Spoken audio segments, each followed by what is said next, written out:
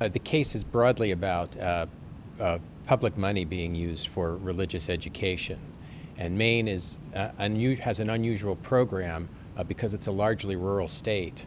There are a bunch of school districts that don't have public high schools. They're too small. So Maine has a program that allows parents in those districts to send their children to high schools, not just any other public school in Maine, but even to private schools, even outside the state. But until today, religious schools have been excluded from that program because of what Maine officials said were concerns that it would violate the First Amendment prohibition on mixing state and religion. In the past 5 years, there have been several rulings along this line, these lines in favor of people who claim that they were being discriminated against by governments because of religion, their religious views. And certainly in that time, the court has grown more conservative.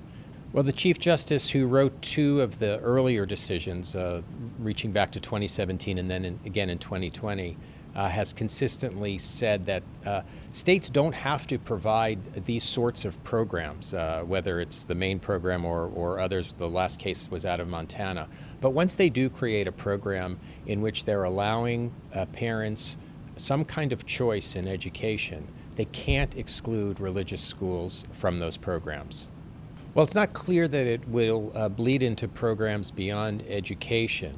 Now, the dissenters in today's case, the three liberal justices, did criticize their colleagues for what they said was weakening, yet another step in weakening the wall between church and state.